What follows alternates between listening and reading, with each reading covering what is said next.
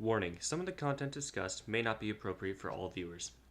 Suicide, Nikes, and Comet Spaceships, the story of the Heaven Gates cult. On March 26, 1997, Rio D'Angelo entered the mansion headquarters of the religious group known as Heaven's Gate with a video camera. Arriving before police, D'Angelo recorded about 2 minutes of footage which showed the scene where 39 people had taken their lives. The corpses lay on their backs, their faces and torsos covered by purple shrouds, each one wearing a pair of black Nike Decades. In several hours, the story in the video would go on to shock the world. D'Angelo was not some random passerby. He was a member of the religious group himself and was wise to the coming suicide, which Levin members and leader Marshall Applewhite had been planning with enthusiasm.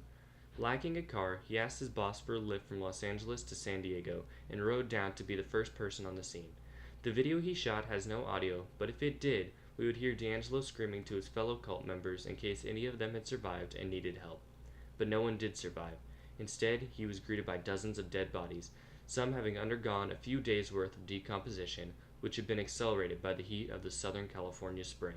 The members of Heaven's Gate killed themselves in groups over a period of 3 days, 15 people on March 24th, another 15 on March 25th, and the final 9 on March 26th. They used phenobarbital that they acquired in Mexico in combination with alcohol. Autopsies revealed 4 people also took the painkiller hydrocodone. Most of their heads were covered in plastic bags too, as a measure to ensure death. Leading up to the suicide, all but one of the 39 members recorded an exit video, each shorter than 5 minutes long, where they expressed their final thoughts before they moved on to their anticipated higher realm. All the members wore baggy clothes and buzz cuts. What stands out is how tranquil they all appear, speaking with lucidity and excitement about their coming deaths. "It's the happiest thing that you can possibly imagine," said one member in his exit video. "We're going home." Cults may be fanatic by nature, but on the individual level, the members of Heaven's Gate are notable for their consistent displays of serenity. Even founder and leader Marshall Applewhite, in his many videos, is not so much charismatic as he is calm and certain. Were it not for his widened eyes and the content of his speech, you might think you were watching a meditation video.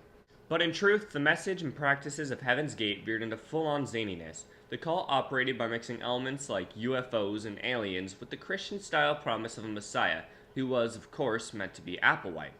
In his original prophecy, Applewhite envisioned himself and his followers being physically transported to what he called the next level by a fleet of 33 alien spaceships. When the comet Hale-Bopp became visible around 1995, he claimed the extraterrestrial vessels trailed behind the celestial object's tail. But the prospect of physical transportation was complicated when his partner and collaborator, Bonnie Nettles, died of cancer. The group would need to broaden its conception of otherworldly transdescendants. It was now possible for them to reach the so-called next level by spiritual methods rather than strictly corporeal ones. One of the cult's defining traits was its condemnation of bodily and physical experience. Applewhite, like most leaders of cult religious groups, advocated for the sort of self-abnegation that involves leaving behind one's family, finances, personal desires, and ambitions. As far as finances go, the group sustained itself principally through website design, and the Heaven's Gate website has been preserved. But Applewhite took the call for self-surrender a step further, establishing a doctrine opposed to all sensuality and eros. Members were discouraged from the too human habit of sexual attraction. Hugging, as well as jeans and jewelry, were forbidden. Their overall fashion in the Heaven's Gate San Diego mansion, which the group rented for $7,000 a month, was one of androgyny, with members sporting shaved heads and loose-fitting clothes.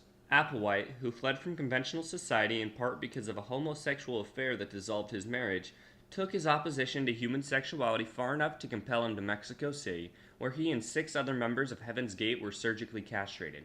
But not only was the group averse to the sensual, it maintained a rigid code of behavior as well, dictating the most basic activities.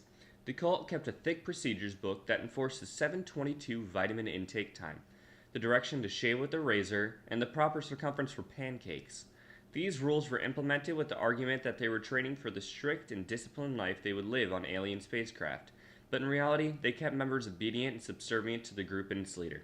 Though ultimately a deadly cult, Heaven's Gate was not a particularly intimidating one. Members were mostly free to defect at their will. Many decided to stay, and a few others who opted out of the cult's main operations or moved elsewhere were still infected by its message and the magnetic pull of its leader.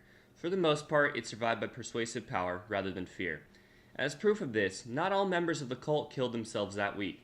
It should be no surprise that there were defectors, the kind who left and looked back on their tenure in Heaven's Gate with shock and confusion. Yet there were others who, though they drifted from the cult, were still infected by its message. 2 months later, such a member killed himself in a San Diego motel. He was also wearing the group's favored black Nike sneakers. Another man, named Charles Humphrey, expressed regret at not having been part of the grand suicide in the mansion.